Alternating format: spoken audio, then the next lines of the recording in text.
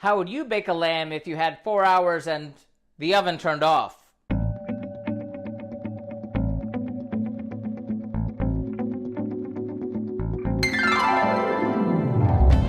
Welcome back to Cliffieland. This is Weekend Country number 116 on our second attempt of cooking the food of every single country in the world. And tonight we're up to the nation of Mongolia. Mongolia, landlocked nation, the second largest in the world, is located in Central Asia, sandwiched between China and Russia, and just about yay far away from Kazakhstan, the world's largest landlocked nation. It is also one of the least densely populated countries in the world, and its cuisine is referenced largely by that of China and Russia. It is very much typical of the food of Central Asia in that it is very heavy in things like mutton and beef and lots of fat, because you have to, store up that for those long nights on the cold desert steppes of Mongolia. There aren't a whole lot of spices or even vegetables in the food, and the introduction of even things like rice is relatively recent and more often associated with a larger city than, the general countryside.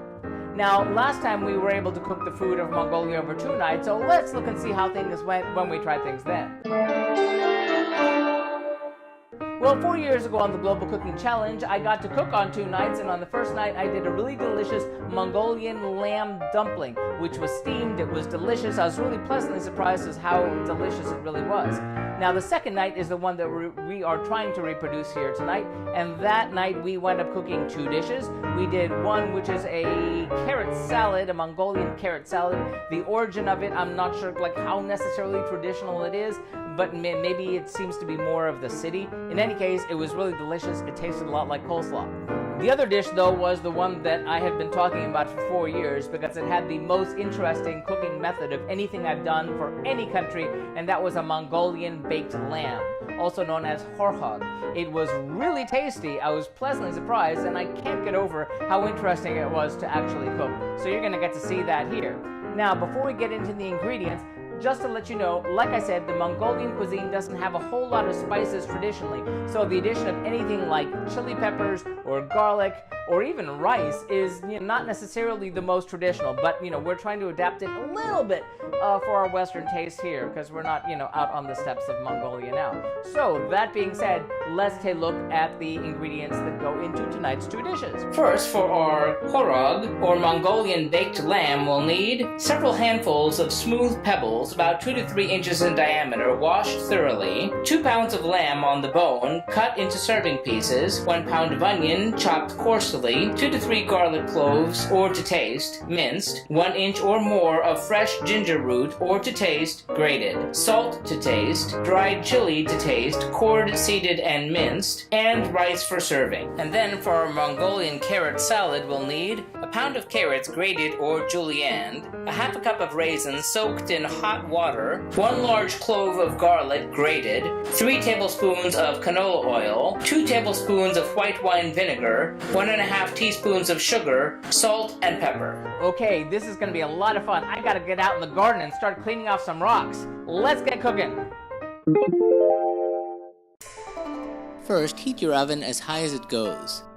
Then place the rocks on a lined baking sheet and heat that for 30 minutes. Then into a bowl, place the meat, onions, garlic, and ginger, and season that with salt and the chili peppers. Mix it well. Then spread a layer of the meat mixture at the bottom of a heavy pot or casserole. Then using tongs, carefully place the hot pebbles into a layer over the meat. Repeat with the layer of the meat, then the pebbles until the meat is all used up. Be very careful transferring the hot pebbles so as to not touch or drop them. Cover the pot or casserole with foil and seal the pot tightly with a lid. Leave it for 3 hours inside of a turned-off oven. Into a bowl, place the garlic, oil, vinegar, sugar, salt, and pepper, and whisk that together. Then add the carrots and the drained raisins, toss it well, cover it and let it sit in the refrigerator for at least 30 minutes or preferably a few hours. Unwrap the pot or casserole and discard the pebbles. Plate prepared rice on plates or in stew bowls. Scoop servings of the lamb on top and serve the salad in bowls alongside.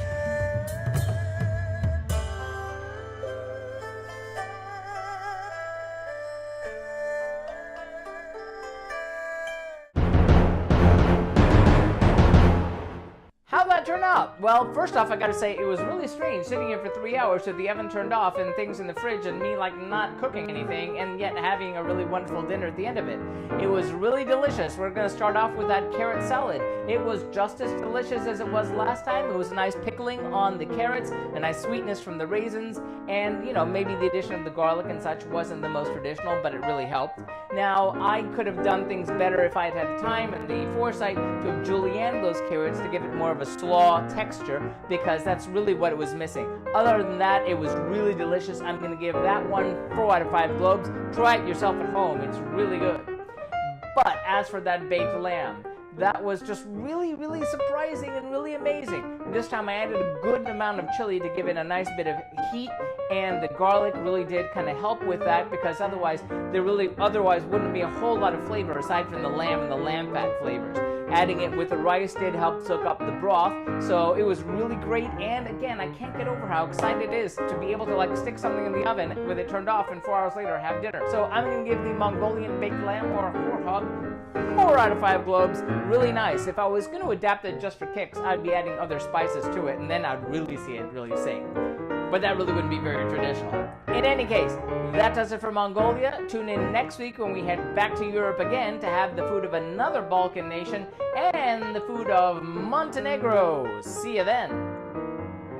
And remember, if you'd like to see our streams live when they happen, follow us on Periscope or Facebook Live. Like and subscribe to be advised when these videos are posted. If you have any thoughtful feelings or helpful suggestions about the food that we're cooking, sound off in the comments. Remember, links to the original recipes, remember these aren't my recipes, are found in the About section. And tune in next time. Thanks for watching and happy eating!